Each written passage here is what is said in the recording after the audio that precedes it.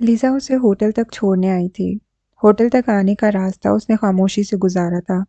उसने अपने चेहरे को इतना संजीदा और सख्त बना रखा था कि लीज़ा जैसी बातूनी लड़की भी उससे फिर कोई बात करने की हिम्मत नहीं कर पाई थी। होटल आने पर गाड़ी से उतरते हुए उसने पुरतकल्लुफ़ अंदाज में बगैर मुस्कुराए उसका शुक्रिया अदा किया। थैंक्स लिज़ा, तुम मुझे प्याजा दी स्पानिया दिखाने लेकर गई। वो हस्बे आदत जवाबन मुस्कुराई। और कल सुबह मैं तुम्हें फोरम और पांथियॉन दिखाने लेकर चलूंगी। मैं शायद ना जा सकूं, मुझे ऑफिस का कुछ काम है। ऑफिस का काम ऑफिस में किया करो ना। रोम में छुट्टी का दिन तो रोमन वेकेशंस की तरह गुजारो। कल फिर तुम मुझे ये भी बताना कि तुम मुझे अपना पोर्ट्रेट बनाने की इजाज़त दे रहे हो या नहीं।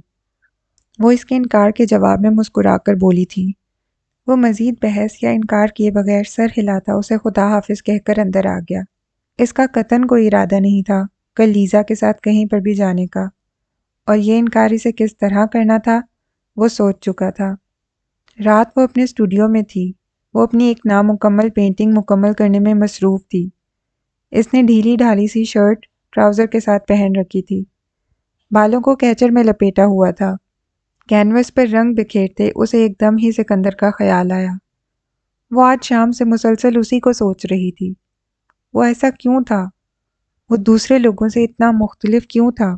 जैसे अंदर ही अंदर कोई गम उसे ख़त्म कर रहा था, जैसे वो खुद से ही नाराज़ था। आज शाम वो इसके साथ कितने खुशगवार अंदाज में बातें कर रहा था, हंस रहा था, फिर हंसते हंसते यकदम उसे क्या हो गया था। वो जानती थी उसने ऐसी कोई बात नहीं की थी जो उसे नागवार गुजरी हो। वो सिकंदर के पल पल बदलते मूड को समझने से कासिर थी। वो इस बहुत मुख्तलिफ से शख्स के चेहरे को वाकई पेंट करना चाहती थी। सिकंदर की आंखों की मकनातीसियत, उनकी गहराई, उनकी उदासी और उनका इसरार उसे कैनवस पर उतारना था। जब रात वो सोया ही नहीं था तो सुबह जागने का क्या सवाल। वो बेड पर लेटा था और इसने नाश्ता कमरे ही में मंगवा कर लिया था।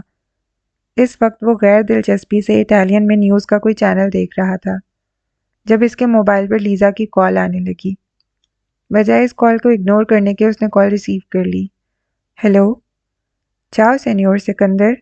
उसके लहजे में शरारती सी खनक थी। आ जाओ नीचे, मैं तुम्हारे होटल के बाहर तुम्हारा इंतज़ार कर रही हूँ। क्यों? इसने कसरतन हैरानी से पूछा, जैसे उसे कल की बात याद ही ना हो। क्या मतलब, तुम भूल गए हो क्या? कल यही तो तय हुआ था कि आज सुबह हम कोलोजियम चलेंगे। अगर तैयार नहीं हुए तो जल्दी से तैयार होकर नीचे आ जाओ, मैं इंतज़ार कर रही हूँ तुम्हारा। वो इसकी हैरत पर हैरान होकर बोली थी। आई एम सॉरी लिज़ा, मुझे ये बात बिल्कुल भी याद नहीं रही थी। मैं ऑफिस के एक कोलीग के साथ पॉम्पी घूमने निकल चुका हूँ। इनफैक्ट इस वक्त हम दोनों ट्रेन में हैं। मैं आज रात या फिर कल सुबह वापस आऊँगा। उसकी नज़रें टीवी स्क्रीन पर थीं।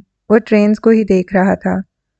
कल लीज़ा के साथ जो चंद मिनटों के लिए वो खुश हुआ था, मुस्कुराया था, हंसा था, इस पर वो रात भर खुद से लड़ा था। इसे खुश होने और हंसने का हक किसने दिया था? वो इस लड़की से अब नहीं मिलना चाहता था। हालांकि वो इसे खुश होने और हंसने पर मजबूर कर देती थी, और वो चंद मिनटों के लिए तो क्या, चंद सेकंड्स के लिए भी खुश रहना नहीं चाहता था। अच्छा। इसने लीज़ा के लहजे में बड़ी वाज़ेह मायूसी महसूस की। तुमने मुझे नहीं बताया, कब बना तुम्हारा जाने का प्रोग्राम? कल रात। मुझे क्लोजियम जाने का प्लान याद ही नहीं रहा, वरना मैं तुम्हें फ़ोन करके बता देता। I am really sorry. उसने लहजे में मसनूई सा तासुफ शामिल करते हुए कहा। चलो कोई बात नहीं, तुम एंजॉय करो। पॉम्पी भी हिस्ट्री में दिलचस्पी रखने वालों के लिए अच्छी जगह है।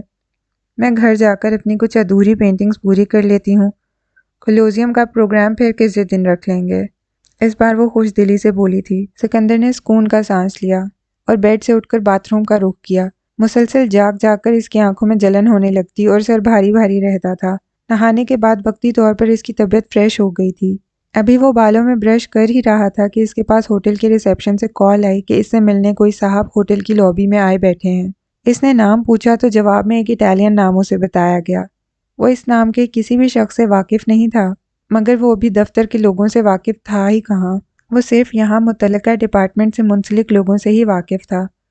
यकीनन ये ऑफिस से ही कोई शख्स था, और यकीनन ऑफिस ही के हवाले से उसे कोई ज़रूरी काम था।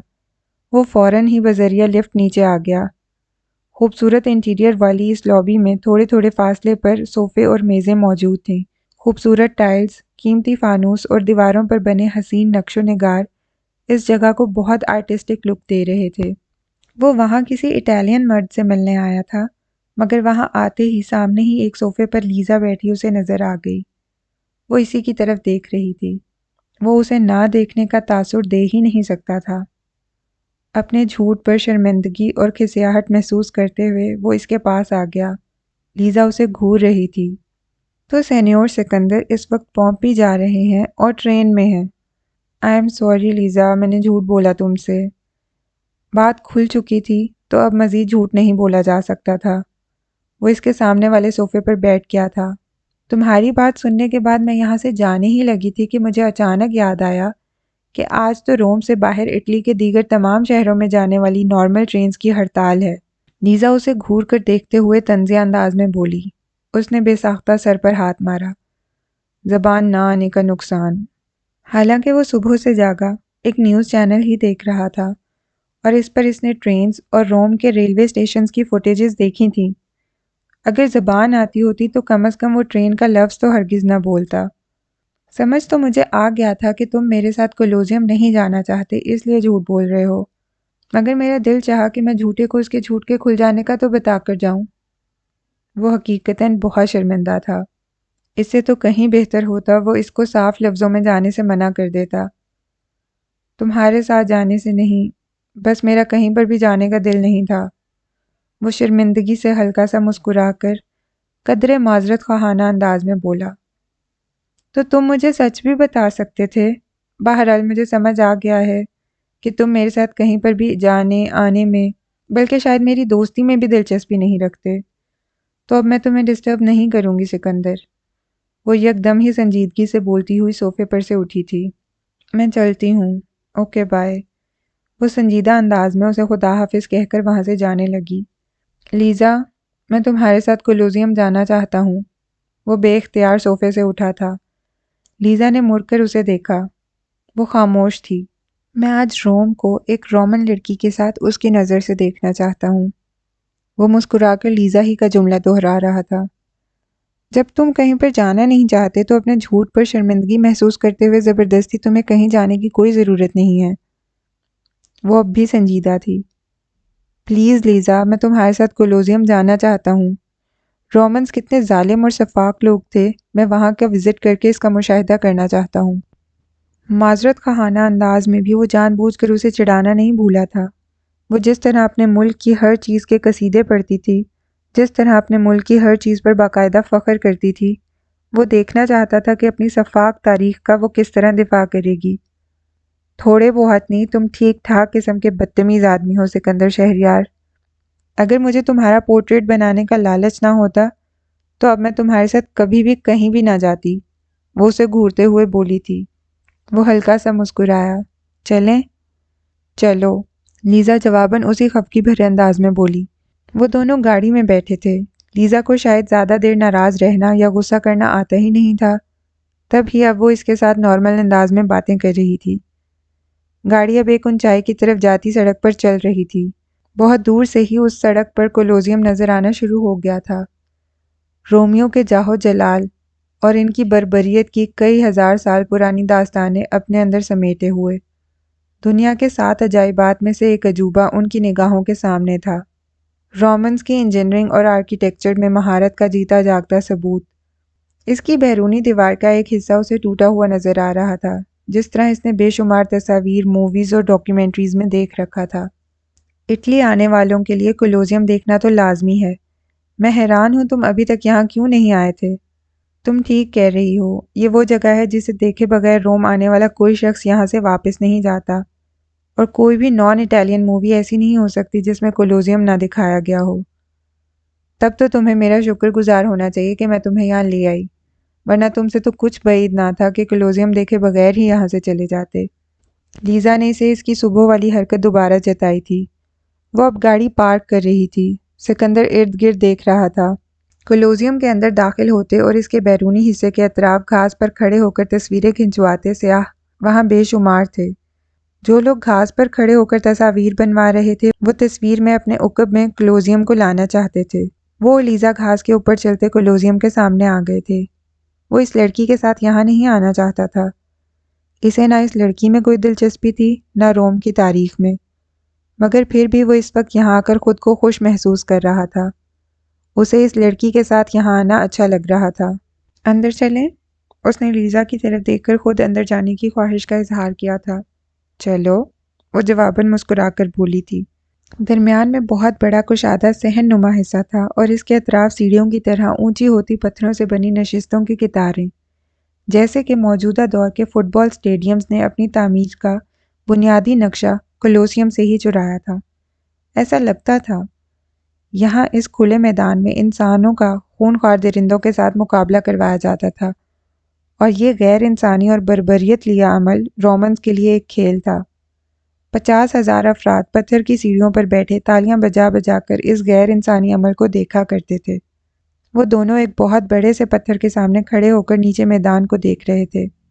Kill the loser whoever he may be۔ بے ساختہ کولوسیوم میں ان گلیڈیٹر لڑائیوں کے متعلق پڑھایا گیا جملہ اس کے لبوں سے نکلا تھا۔ اگر خونخوار درندے کو جان سے مار دیا تو غلام اور مجرم آزاد ہیں، نہیں تو درندے کے ہاتھوں اس کی موت جو ہارے گا وہ مرے گا۔ تم لوگوں کی تاریخ ظلم اور سفاکی سے بھری ہوئی ہے۔ تم ٹھیک کہہ رہے ہو، رومن بادشاہ اپنے وقت کے ظالم ترین لوگ تھے۔ وہ اس بار برا مانے بغیر بولی تھی۔ پر رومن اتنے بھی برے نہیں ہوتے۔ میں ایک رومن لڑکی کو جانتا ہوں اور وہ کافی اچھی ہے۔ اپنی شخصیت اور اپنے مزاج سے بہت مختلف جملہ بالکل بے اختیار اس کے لبوں سے نکلا تھا۔ لیزا اس تعریفی جملے پر خوش ہو کر مسکرائی تھی۔ تو تم اس اچھی رومن لڑکی کو یہ اجازت دے رہے ہو کہ وہ تمہارے چہرے کے تمام نقوش، خاص طور پر تمہاری آنکھیں، ان کے تمام تر تاثر کے ساتھ کینوس پر اتار سکے؟ میں نے ایسا تو کچھ نہیں کہا، وہ جواباً مسکرایا۔ اوہ، میں تو خوش ہو گئی تھی۔ لیکن خیر، ابھی تو تمہارا یہاں کافی دنوں کا قیام باقی ہے۔ دیکھ لینا، میں تمہیں راضی کرنے میں کامیاب ہو ہی جاؤں گی۔ وہ دونوں اب وہاں اس قدیم آرکیٹیکچر کے بیچ آہستہ آہستہ چلتے اور گرد و پیش کو دیکھتے ہوئے باتیں کر رہے تھے۔ وہ لیزا کے پر یقین سے انداز پر ہلکا سا مسکرایا تھا، کیونکہ وہ جانتا تھا ایسا کبھی بھی ہونے والا نہیں۔ اس کے ساتھ کہیں چلے جانا، گھومنے پھرنے پر راضی ہو جانا الگ بات تھی، مگر اس سے ہٹ کر وہ کسی بھی بات کے لیے کبھی بھی راضی نہیں ہو سکتا تھا۔ تم نے دنیا میں ابھی تک چیز کھائی ہی نہیں اگر تم نے اٹالین چیز نہیں کھائی، اور تم نے دنیا میں ابھی تک کافی پی ہی نہیں اگر تم نے اٹالین کافی نہیں پی۔ وہ دونوں کولوسیوم سے نزدیک ایک ریسٹورانٹ میں لنچ کر رہے تھے، تب لیزا اس سے بولی تھی۔ ریسٹورانٹ کے باہر شیڈ میں لگی میزوں میں سے ایک پر وہ دونوں بیٹھے ہوئے تھے۔ اٹالین پنیر اور زیتون کے مزیدار ذائقے والا ہاتھ سے تیار کیا پاستا کھاتے ہوئے وہ لیزا کی بات دلچسپی سے سن رہا تھا۔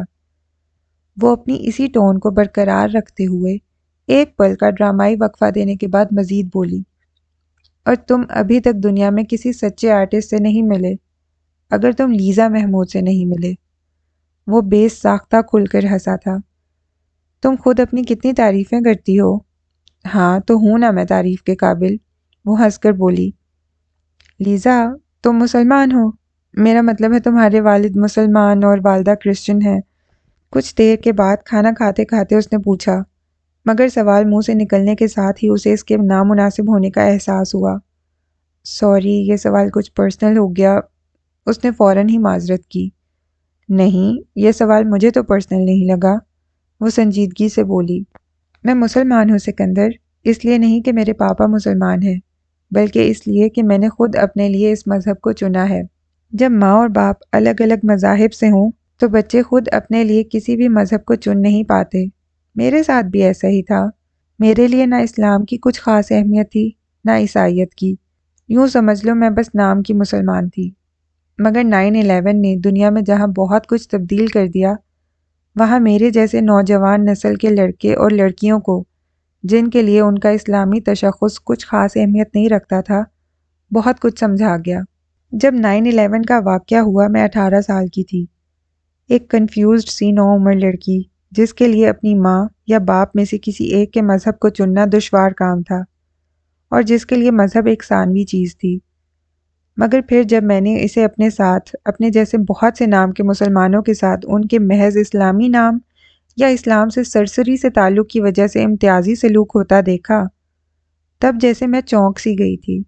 لندن میں میری بہت سی دوستوں اور ملنے والوں نے مجھے میرے پاپا کے مسلمان ہونے کی وجہ سے جب چھوڑ دیا یا مجھ سے کھچے کھچے رہنے لگے، تب پہلی بار میرے دل میں خواہش جاگی کہ جس مذہب کے خلاف دنیا بھر میں اس قدر نفرت پھیلائی جا رہی ہے، وہ در حقیقت ہے کیسا۔ پھر میں نے اسلام کو سمجھنے اور جاننے کی کوشش کی، اور میں نے اسے بہت روشن خیال اور فطرت سے قریب پایا۔ میں نے اسلام کو جاننے اور سمجھنے کے بعد اپنی مسلم شناخت برقرار رکھی ہوئی ہے سکندر۔ اسے لیزا کے مسلمان ہونے کا سن کر خوشی ہوئی تھی۔ اسے اب یہ بھی سمجھ میں آ رہا تھا کہ اس کے ساتھ پیزا یا پاستا کچھ بھی کھاتے ہوئے لیزا گوشت کی جگہ سبزیوں سے بنی ڈش کا انتخاب کیوں کرتی ہے، اور اس کا لباس چاہے جتنا بھی مغربی ہو مگر جسم کو مکمل طور پر ڈھانپے ہوئے کیوں ہوتا ہے۔ تم پاکستان سے ہو نا سکندر؟ کھانا کھا لینے کے بعد وہ دونوں وہیں بیٹھے کافی پی رہے تھے، ڈارک اسٹرانگ کافی بغیر کریم یا دودھ کے، خالصتاً اٹالینز کی طرح۔ کافی کا گھونٹ لیتے ہوئے لیزا نے اچانک اس سے پوچھا، نیشنلٹی کا پوچھ رہی ہو تو وہ امریکن ہے، ہاں تعلق کی بات کرتی ہو تو وہ میرا پاکستان سے ہی ہے۔ اس نے سنجیدگی سے جواب دے تو دیا، مگر وہ کچھ بے چین سا ہوا تھا۔ وہ لیزا کے مزید اپنی ذات سے متعلق کسی بھی سوال سے کترا رہا تھا۔ وہ اس کے ساتھ سخت رویہ نہیں رکھنا چاہتا تھا، مگر وہ اپنے بارے میں کچھ بتانا بھی نہیں چاہتا تھا۔ تمہارے پاپا بھی تو پاکستان سے تعلق رکھتے ہیں، اگر تمہیں اردو نہیں آتی۔ اس نے جلدی سے گفتگو کا رخ لیزا کی طرف موڑ دیا۔ اسے اندازہ تھا وہ باتونی لڑکی اب اس موضوع پر اور پھر اس موضوع سے کچھ اور بات نکال کر کہیں سے کہیں پہنچ جائے گی۔ کس نے کہا مجھے اردو نہیں آتی؟ مجھے اردو آتی ہے، میں اردو کے بہت سارے لفظ بول سکتی ہوں، خبیث، ذلیل، کمینہ، الو کا پٹھا، مجھے سارے لفظ آتے ہیں۔ وہ اس کے اردو ذخیرہ الفاظ پر ہونک بنا اسے منہ کھولے دیکھ رہا تھا۔ وہ یہ جملہ اردو میں بولی تھی۔ اس کی اردو کھڑی کھڑی اٹالین لہجے والی اردو تھی۔ تمہیں یہ اردو آتی ہے؟ گالیاں؟ پتہ ہے جو لفظ تم نے بولے ہیں یہ سب کے سب گالیاں ہیں، بہت خراب گالیاں۔ وہ اسے لا علم سمجھ کر سنجیدگی سے انگریزی میں سمجھانے لگا، مگر اسے حیرت کا شدید ترین جھٹکا لیزا کو سر اسبات میں ہلاتا دیکھ کر لگا۔ ہاں مجھے پتہ ہے، پاپا نے تو ہمیں کبھی اردو نہیں سکھائی، مگر ہماری نینی بچپن میں مجھ سے اور میری بہن سے چونکہ اردو میں بات کرتی تھی تو ہم دونوں نے ہی اردو سیکھ لی تھی۔ میرا تلفظ کوئی صاف نہیں ہے مگر اردو مجھے پوری آتی ہے۔ تمہاری نینی تم لوگوں کو گالیاں سکھاتی تھیں؟ ارے نہیں، یہ گالیاں تو میں نے اور سیم نے خود سے فرمائش کر کے سیکھی تھی۔ اسکول میں ہمیں کسی پر غصہ آتا یا لڑائی ہو جاتی تو ہم اسے یہ لفظ بول دیا کرتے تھے۔ ایک بار میرے ایک کلاس فیلو سے میری اور سیم کی لڑائی ہو گئی تو اسے بدلہ لینے کے لیے کچھ دنوں بعد ہم نے اسے جا کر بتایا کہ تم الو کے پٹھے ہو۔ اس کا مطلب ہماری زبان میں یہ ہے کہ تم بہت جینیس اور سمارٹ ہو۔ پتہ ہے پھر ساری کلاس کے سامنے اپنی قابلیت جھاڑنے کے لیے، یہ بتانے کے لیے کہ اسے بہت ساری زبانیں آتی ہیں، اس نے خود اپنے منہ سے پوری کلاس کے سامنے بولا تھا کہ میں الو کا پٹھا ہوں۔ تب مجھے اور سیم کو بہت مزہ آیا تھا اور بعد میں ہم دونوں خوب ہنسے بھی تھے۔ وہ فخریہ انداز میں بتا رہی تھی۔ مگر مجھے تو کوئی خوشی نہیں ہو رہی کہ وہ لڑکی جو ابھی ابھی میری دوست بنی ہے وہ ٹرک ڈرائیوروں والی اردو ووکیبلری رکھتی ہے۔ اس نے اسے دیکھا۔ وہ لاپرواہی سے شانے اچکا کر ہنسی۔ اگر تم سیکھنا چاہو تو میں اٹالین میں تمہیں کچھ گالیاں سکھا سکتی ہوں، بوقت ضرورت کام آئیں گی تمہارے۔ اس نے اپنی خدمات اسے پیش کی۔ وہ دونوں اب میز سے اٹھ رہے تھے۔ آج اس نے لیزا کو بل پے کرنے نہیں دیا تھا۔ شکریہ، بہت شکریہ، میں خاصا مہذب آدمی ہوں۔ دیکھو آنے والے وقت کا کچھ پتہ نہیں ہے، میری مانو چند ایک اٹالین گالیاں سیکھ لو، تمہارے واقعی کام آئیں گی۔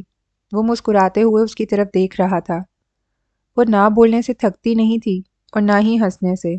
تم اتنا کیسے بول لیتی ہو؟ میں پوری زندگی اتنا زیادہ نہیں بولا ہوں گا جتنا تمہارے ساتھ ان 3 دنوں میں بولا ہوں۔ میں زیادہ تو نہیں بولتی، تم نے کبھی کوئی باتونی لڑکی دیکھی نہیں ہے۔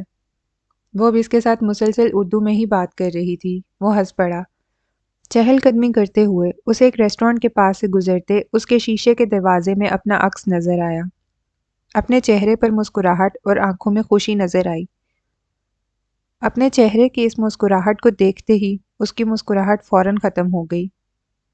اب ہم فورم اور پھر پیلنٹائن ہل چلیں گے۔ شام تک گھومنے کے لیے ہمارے پاس کافی ٹائم ہے۔ لیزا اس کی سوچوں اور موڈ کی تبدیلی سے انجان مسکرا کر بولی، میرا اور کہیں جانے کا موڈ نہیں ہے، میں واپس جانا چاہتا ہوں۔ اچانک وہ خشک لہجے میں سنجیدہ چہرہ لیے بولا۔ لیزا اس کے موڈ کی تبدیلی کو محسوس کر گئی تھی۔ تمہیں اچانک کیا ہو جاتا ہے سکندر؟ کل بھی تم نے اس طرح کیا۔ تمہیں میری کوئی بات بری لگی ہے؟ کوئی بات نہیں ہوئی، بس میں تھک گیا ہوں، آرام کرنا چاہتا ہوں، اس نے سنجیدگی سے کہا۔ لیزا چپ ہو گئی۔ وہ دونوں گاڑی میں آ کر بیٹھ گئے۔ آئی ایم سوری لیزا، اگر میری وجہ سے تمہارا دن خراب ہوا ہے تو۔ تم اپنے بہت سے کام چھوڑ کر مجھے روم کے تاریخی مقامات دکھانے آئی تھیں۔ بس مجھے زیادہ بولنا، باتیں کرنا اچھا نہیں لگتا۔ میں تھکن اور کوفت محسوس کرنے لگتا ہوں۔ لیزا نے گاڑی سٹارٹ کی، تب وہ اس سے سنجیدگی سے بولا تھا، مجھے اندازہ ہے سکندر، اور تم فکر مت کرو، میرا دن ہرگز خراب نہیں ہوا۔ میرا مقصد تو سینیور سکندر پر اپنا اچھا تاثر قائم کرنا، دوستی کرنا ہے، تاکہ اس دوستی کے لحاظ میں وہ مجھے اپنی پینٹنگ بنانے کی اجازت دے دے۔ وہ سنجیدگی سے بولی، مگر وہ کوشش کے باوجود بھی اپنی مسکراہٹ روک نہیں پایا۔ اسے مسکراتا دیکھ کر لیزا بھی مسکرائی تھی۔ وہ اسے اچھے انداز میں رخصت کرنا چاہتا تھا، اس لیے ایک رسمی مسکراہٹ چہرے پر لیے اسے خدا حافظ کہہ کر اندر آ گیا تھا۔ اندر آتے ہی اس کے چہرے سے مسکراہٹ غائب ہو گئی۔ وہ اپنے کمرے میں آ گیا۔ اندر آتے ہی اس نے نیند کے لیے ڈاکٹر کی تجویز کردہ ٹیبلٹ لی اور اپنا موبائل فون آف کر دیا۔ وہ بستر پر لیٹ گیا۔ وہ خود کو سزا دینا چاہتا تھا۔ وہ ارادتاً اپنے ان ڈراؤنے خوابوں کو دیکھنے کے لیے سو جانا چاہتا تھا جو اس کی طبیعت کو کئی دنوں تک نڈھال رکھا کرتے تھے۔ 3 دن سے خوش ہونے اور ہنسنے کی کم سے کم سزا بھی یہ خواب ہی ہو سکتے تھے، اور یہ ہو نہیں سکتا تھا کہ وہ سوئے اور اسے وہ ڈراؤنے خواب نظر نہ آئیں۔ پھر وہ سو کر اٹھے تو اسے اعصابی درد نہ ہو رہا ہو۔ سکندر شہریار کو سزا ملنی چاہیے، اسے کوئی سخت سے سخت سزا ملنی چاہیے۔ ہنسی اور سکندر کے لبوں پر، خوشی اور سکندر شہریار کی آنکھوں میں۔ وہ خاموش لیٹا چھت پر لٹکے فانوس کو دیکھ رہا تھا۔ کہاں رہیں سارا دن؟ نینی رات کے لیے کھانا پکا رہی تھی اور وہ میز پر چڑھ کر بیٹھی ناشپاتی کھا رہی تھی۔ اسے پھلوں میں ناشپاتی بہت پسند تھی۔ 3:30 بجے تک تو گائیڈ بنی ہوئی تھی، اس کے بعد سینڈرا سے ملنے چلی گئی۔ جب سے روم آئی ہوں اس سے مل ہی نہیں سکی تھی۔ گائیڈ؟ نینی کو اس کے لاؤبالی پن سے بولے جملے میں زیادہ قابل توجہ گائیڈ والی بات لگی تھی۔ جی گائیڈ، وہ بیچارہ یہاں ٹورسٹ نہیں ہے، آفس کے کام سے آیا ہوا ہے، مگر میں زبردستی اسے ٹورسٹ بنانے پر تلی ہوئی ہوں، وہ ہنس کر بولی۔ نینی نے اسے بغور دیکھا تھا۔ وہ کون؟ وہ روبرٹو کا کولیگ۔ کیا نام بتایا تھا تم نے اس کا؟ سکندر۔ اس نے جھٹ سے انہیں نام بتایا۔ کیسا ہے وہ؟ نینی نے اسے مسکرا کر دیکھتے ہوئے دلچسپی سے پوچھا۔ پرسنالٹی پوچھ رہی ہیں یا مزاج؟ اس نے ناشپاتی کی کاش منہ میں ڈالتے ہوئے مسکرا کر پوچھا۔ ظاہری شخصیت کی بات کریں تو وہ بہت ہینڈسم ہے، اپولو کا خیال آتا ہے اسے دیکھ کر، اور نیچر کی بات کریں تو دوسرے لوگوں سے بہت مختلف، کھویا کھویا، اداس سا اور خود سے ناراض۔ کبھی زندہ دلی سے ہنستا ہے، کبھی بالکل سنجیدہ ہو جاتا ہے، بات کرتے کرتے اچانک ہی رک جاتا ہے، ہنستے ہنستے ایک دم ہی چپ ہو جاتا ہے۔ شادی شدہ ہے کہ کنوارا؟ نینی نے ایک دم ہی بے حد دلچسپی ظاہر کی۔ وہ سبزیاں کاٹتی رک کر بغور اسے دیکھنے لگی تھی۔ نینی، اس نے بے حد ناراضی سے انہیں دیکھا۔ تم اس کی اس قدر تعریف کر رہی ہو نا تو مجھے لگا کہ شاید آپ کو بالکل غلط لگا نینی۔ وہ نینی کا جملہ کاٹتے ہوئے قدرے خفگی سے بولی۔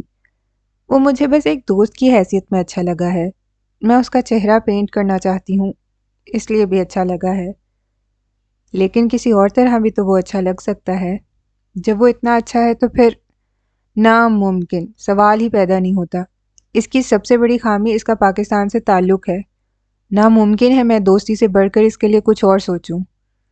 نینی کو اس کی بات بری لگی تھی۔ وہ پاکستان کی برائی سن کر ہمیشہ اسی طرح رد عمل ظاہر کیا کرتی تھیں۔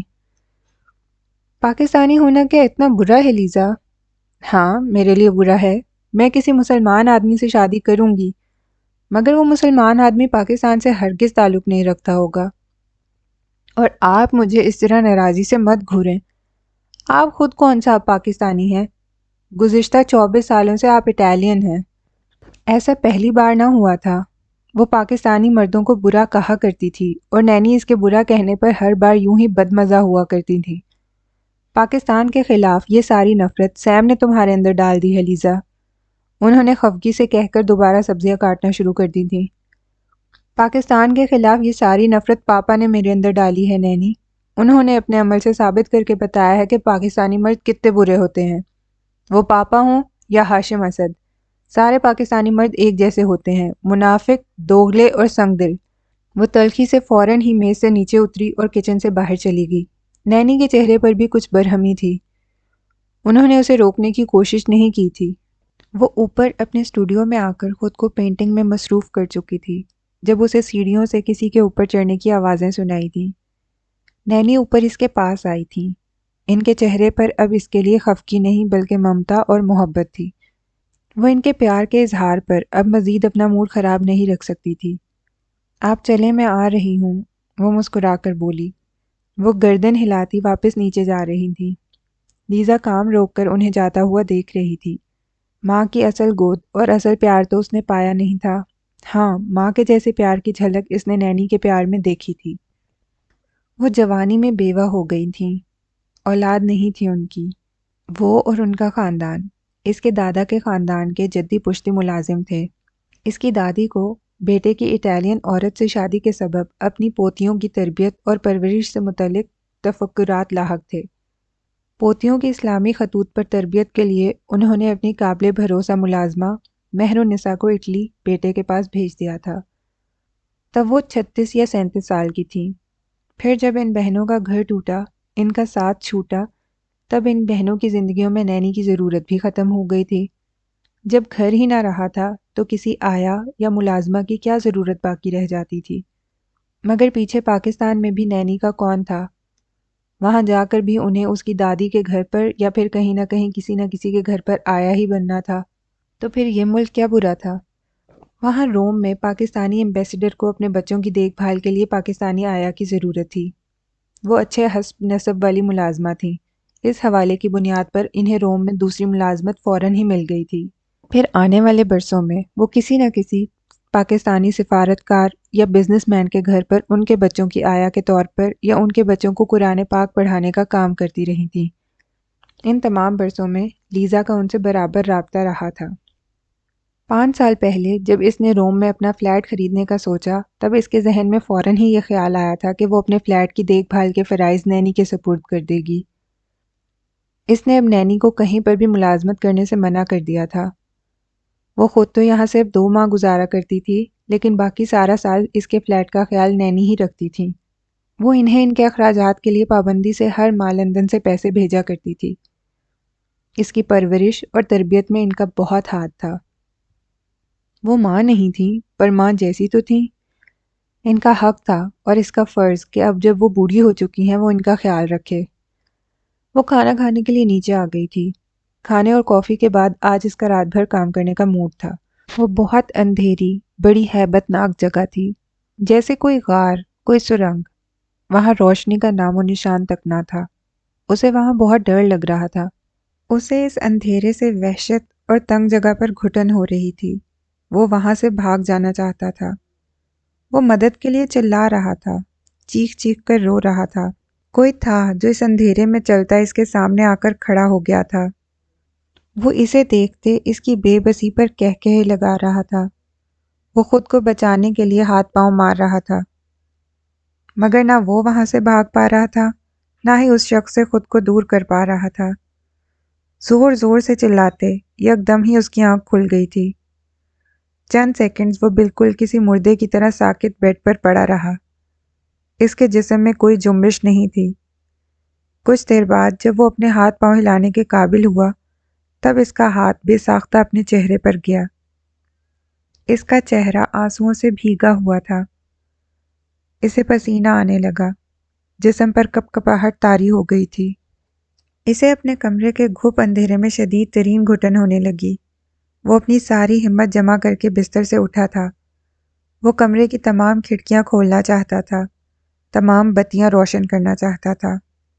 وہ لاس اینجلس میں رہ رہا تھا اور کیلیفورنیا یونیورسٹی میں اپنی انڈر گریجویٹ اسٹڈیز میں مصروف تھا۔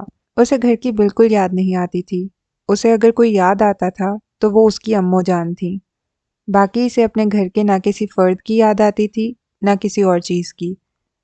امّو جان سے اس کی فون پر خوب لمبی گفتگو ہوتی تھی، جبکہ شہریار خان اس سے فون پر انتہائی مختصر بات کیا کرتے تھے، سرسری انداز میں اس کی تعلیم اور کیمپس سے متعلق چند سوالات اور پھر مخصوص جملہ کہ اسے پیسوں یا کسی اور چیز کی ضرورت تو نہیں ہے، وہ اس کا رزلٹ کیسا دیکھنا چاہتے ہیں، آگے اس کے مستقبل کے لیے کیا کچھ سوچتے ہیں، کچھ بھی نہیں۔ یہ سب وہ یقیناً سکندر سے کہتے ہوں گے۔ وہ اپنے گھر کے مقابلے میں خود کو لاس اینجلس میں زیادہ پرسکون محسوس کرتا تھا۔ یہاں اسے ہر وقت کسی کے ساتھ اپنا کمپیریزن نہیں کرنا ہوتا تھا۔ وہ سکندر کو کبھی بھولے سے بھی فون نہیں کرتا تھا۔ سکندر خود ہی ہر 10-15 دن میں اسے فون کیا کرتا اور وہ جان چھڑانے والے انداز میں چند منٹ کی بات کر کے سکندر سے پیچھا چھڑا لیا کرتا۔ باپ کے رویے اور ایک بے مقصد سی مقابلے بازی اور اس مقابلے بازی میں پے در پے شکست نے اسے خاصا تلخ اور سنجیدہ بنا دیا تھا۔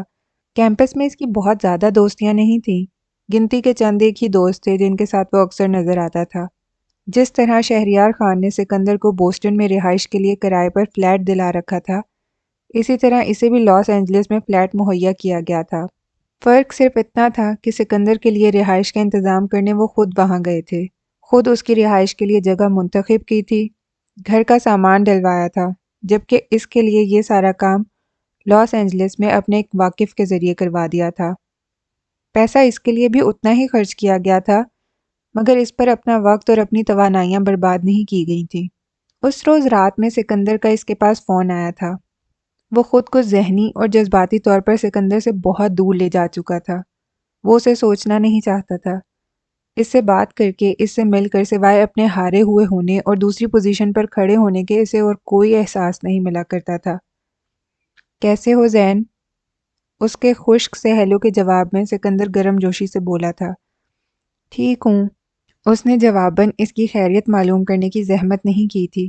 اسپرنگ بریک میں گھر جا رہا ہوں، تم بھی آ جاؤ، کتنے مہینے ہو گئے ہم دونوں کو ایک دوسرے سے ملے ہی نہیں ہیں۔ اس سے قبل وہ چھٹیوں میں جب گھر گیا تھا تب اس نے قصداً جانے میں دیر کر دی تھی، کیونکہ اسے پتا تھا کہ سکندر چھٹیاں گزار کر واپس جا چکا ہوگا۔ سکندر اس کے آنے کا انتظار کرتے کرتے، اسے فون پر بلاتے بلاتے، آخر کار مایوس ہو کر جس روز بوسٹن واپس لوٹا تھا، وہ اس سے اگلے ہی دن واشنگٹن اپنے گھر پہنچ گیا تھا۔ میرا موڈ نہیں ہے، میں چھٹیاں اپنے دوستوں کے ساتھ گزارنا چاہتا ہوں، وہ خشک سے لہجے میں بولا تھا۔ اس کا لہجہ کسی بھی طرح کے جذبات سے عاری تھا۔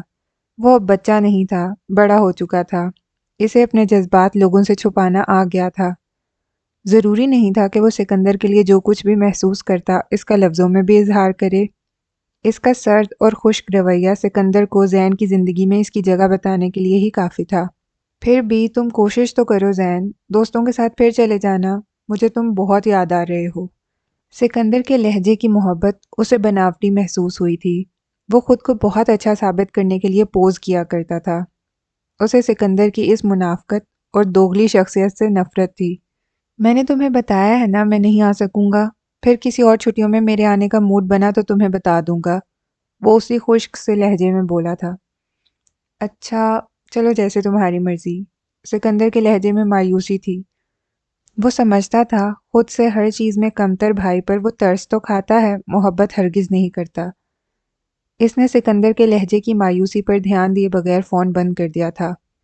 اس نے اپنے بنیادی مضمون کے طور پر اکنامکس کو منتخب کیا تھا، اپنی خواہش پر نہیں، بلکہ اس لیے کہ اپنی انڈر گریجویٹ ڈگری کے لیے سکندر کا مضمون بھی یہی تھا۔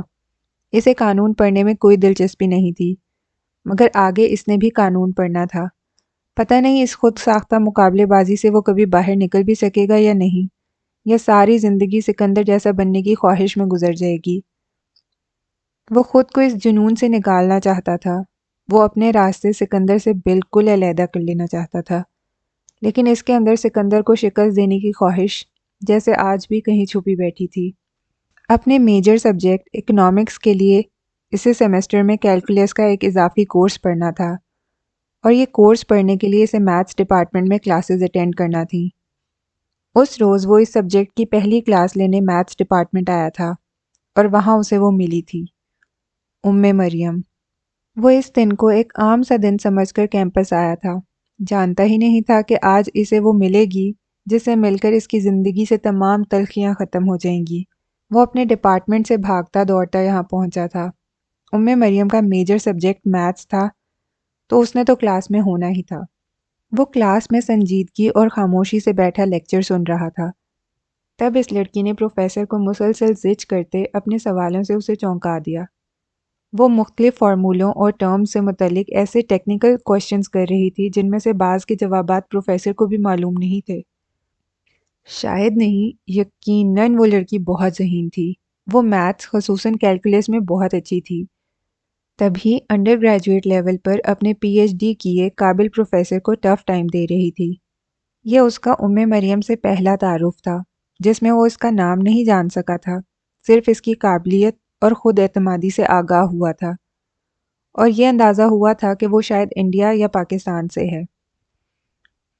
ہفتے میں 3-4 بار یہ کلاس لینے اسے یہاں آنا تھا۔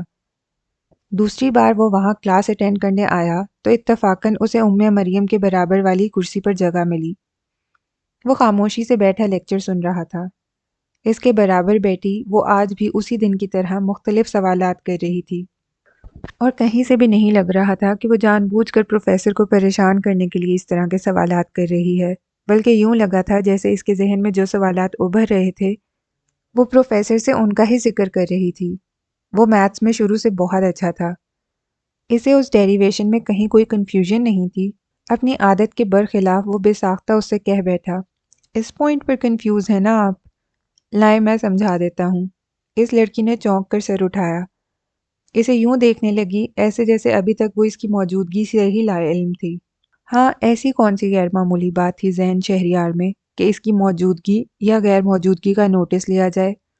سکندر سے حسد محسوس کرتے کرتے اب وہ اس حد تک تلخ سوچ کا حامل ہو گیا تھا کہ اپنے بارے میں بھی بہت کم ہی کچھ اچھا سوچ پاتا تھا۔ آپ کو یہ ڈیریویشن سمجھ میں آ گئی ہے؟ اس لڑکی نے کچھ خوشی اور کچھ حیرت سے کہا تھا۔ اس نے مسکراتے ہوئے سر اثبات میں ہلایا اور پھر اسی کی نوٹ بک پر اسے ڈیریویشن شروع سے آخر تک سمجھا دی۔ ٹوٹل 10 منٹ لگے تھے اسے سمجھانے میں۔ تھینک یو سو مچ، وہ مسکراتے ہوئے تشکر آمیز انداز میں بولی تھی۔ یو آر ویلکم، وہ جواباً مسکراتے ہوئے کرسی سے اٹھا تھا۔ آپ نے اپنا نام نہیں بتایا، وہ بھی اس کے ساتھ ہی کرسی سے اٹھی تھی۔ اس وقت کلاس میں صرف وہ دونوں تھے۔ زین شہریار۔ میں مریم ہوں۔ تم سے مل کر خوشی ہوئی زین۔ اس کے تعارف کے جواب میں اس نے دوستانہ انداز میں اپنا تعارف کروایا۔ اس کا بے تکلف انداز اسے اچھا لگا تھا۔ تم پاکستان سے ہو زین؟ وہ دونوں ساتھ چلتے ہوئے کلاس سے نکل رہے تھے۔ اس نے مختصر لفظوں میں اسے اپنے بارے میں بتایا۔ ان دونوں بھائیوں کی پیدائش امریکہ میں ہوئی تھی۔ شہریار خان کی ملازمت کے سبب ان بھائیوں کی اب تک کی ساری زندگی پاکستان سے باہر گزری تھی۔ اب گزشتہ کئی سالوں سے تو وہ لوگ تھے ہی امریکہ میں۔ ہاں، چھٹیوں میں ان کا ہر سال پاکستان اپنے دادا کے گھر، جو اسے اپنا خاندانی اور آبائی گھر لگا کرتا تھا، جانا لازمی ہوا کرتا تھا۔ وہ امریکی شہری تھا، جبکہ مریم امریکی نہیں تھی، وہ یہاں پڑھنے کے لیے آئی تھی۔ اس مختصر رسمی سے تعارف اور گفتگو کے بعد وہ دونوں ایک دوسرے سے رخصت ہو گئے تھے۔ چند ہی دنوں کے اندر اسے یہ بات پتہ چل گئی تھی کہ وہ لڑکی صرف کلاس روم کے اندر لیکچرز کے دوران ہی اپنی ذہانت ثابت نہیں کرتی، بلکہ کلاس سے باہر اپنے پورے ڈپارٹمنٹ میں اپنی غیر معمولی صلاحیتوں کا لوہا منوا چکی ہے۔ میتھس ڈپارٹمنٹ کا جو میگزین نکلا کرتا تھا وہ اس کے ایڈیٹوریل بورڈ میں شامل تھی۔ ڈرامیٹک کلب کی وہ روح رواں تھی۔ اپنے ڈپارٹمنٹ کے علاوہ دیگر کئی سائنس ڈپارٹمنٹس کی مختلف آرگنائزیشن اور کلبز کی وہ سرگرم ممبر تھی۔ وہ نصابی اور غیر نصابی دونوں طرح کی سرگرمیوں میں شاندار کارکردگی اور ریکارڈ رکھنے والی لڑکی تھی۔ وہ امریکہ میں ایک امریکن یونیورسٹی میں امریکیوں پر سبقت حاصل کر رہی تھی، اور یہ کوئی معمولی کارنامہ نہیں تھا۔ پہلے دن کی تعارفی ملاقات کے بعد اس نے مریم سے خود سے کبھی بات کرنے کی کبھی کوشش نہیں کی تھی۔ ہاں، ہفتے میں 3 بار جب وہ کلاس اٹینڈ کرنے آتا تب مریم کبھی اس کے پاس آ کر اور کبھی دور سے ہی اسے سلام دعا کر لیا کرتی تھی۔ وہ اپنے آپ میں گم رہنے والا سنجیدہ مزاج لڑکا تھا۔ ایسے میں مریم یا کسی بھی اور لڑکی سے دوستی کا سوال ہی پیدا نہیں ہوتا تھا۔ مریم کا dramatic club Romeo Juliet stage کر رہا تھا۔ آتے جاتے جتنی باتیں اس کے کانوں میں پڑی تھیں، اس سے اتنا تو اسے پتہ چل ہی چکا تھا کہ اس ڈرامے کا اسکرپٹ مریم نے لکھا تھا۔ ڈائریکشن بھی اسی کی تھی۔ اور جولیٹ کا کردار بھی وہی ادا کر رہی تھی۔ یہ ڈرامہ وہ لوگ کسی چیریٹی کے لیے کر رہے تھے۔ اس نے بھی خاموشی سے ٹکٹ خرید لیا تھا۔ وہ آڈیٹوریم میں پچھلی نشستوں میں سے ایک پر بیٹھا تھا۔ مریم سٹیج پر آئی تو واقعی چراغوں میں روشنی نہ رہی تھی۔ وہ بے تحاشا حسین لگ رہی تھی۔ وہ واقعی جولیٹ لگ رہی تھی۔ اس کے آ جانے کے بعد سٹیج پر پھر کسی اداکار کا رنگ جم نہیں پا رہا تھا۔ ڈرامہ دیکھنے والا ہر فرد جولیٹ کے سحر میں گرفتار ہو چکا تھا۔ وہ خوبصورت تھی، مگر خوبصورت تو بہت لڑکیاں ہوتی ہیں۔ اسے جو چیز دوسری لڑکیوں سے بلکہ باقی سب سے زیادہ نمایاں کرتی تھی، وہ اس کی آنکھوں سے چھلکتی ذہانت اور اس کی چھا جانے والی شخصیت تھی۔ وہ ٹکٹکی باندھے اسے دیکھے جا رہا تھا۔ ڈرامہ ختم ہونے پر وہ خاموشی سے آڈیٹوریم سے اٹھ آیا۔ دیگر لڑکے لڑکیوں کی طرح اس نے مریم سے ملنے کی کوئی کوشش نہیں کی تھی۔ مریم کو تو یہ پتہ بھی نہیں چلا ہوگا کہ وہ وہاں آیا بھی تھا۔ اتنی بہت سی تالیوں کے بیچ اس بے تحاشا حسین اور ذہین لڑکی کو زین شہریار کی تالیاں کہاں سنائی دی ہوں گی۔ وہ اپنے اندر ایک بے نام سی اداسی محسوس کر رہا تھا۔